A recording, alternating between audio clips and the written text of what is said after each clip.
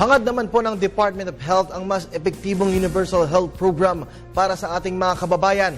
Kaya naman sa ilalim po ng programang ito, hindi na kailangan magbigay ng papeles ang mga may sakit bago pa man sila gamutin sa mga pampublikong ospital. Ang detalye ng ulat mula kay Waywaya Magkalma.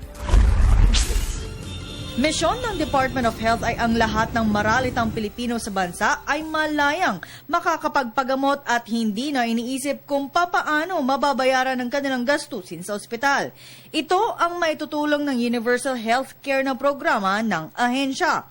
Ayon kay DOH Secretary Enrique Ona, hindi na kailangan magbigay pa anong papeles bago sila gamutin dahil sa tulong nito. Maski ang pagkakaroon ng utang sa mga pampublikong ospital ay mawawala na rin sa tulong ng kalusugang pangkalahatan o ang tinatawag na Universal Health Care. Out of pocket. Ano ibig sabihin? Walang silang idadagdag. Hindi sila magbabayad sa doktor o hindi sila magbabayad sa ospital. Sa mga pamilyang yun, pag pumunta sila sa ospital, dahil sila ay nagkasakit.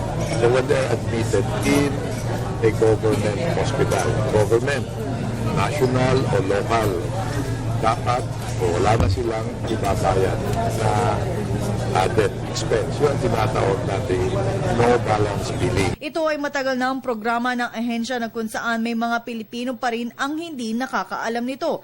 Kaya naman para sa mga nais makakuha ng libreng gamot ay magpalista lamang sa kanilang local health worker o mga kawani ng Department of Social Welfare and Development.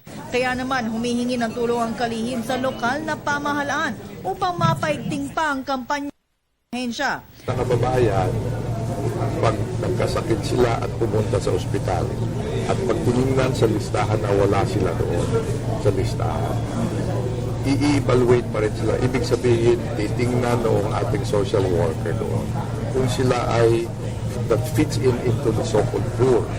And pag ang tingin nila ay nandun sila doon na hindi pa lang naililista sila ay i-enroll na agad.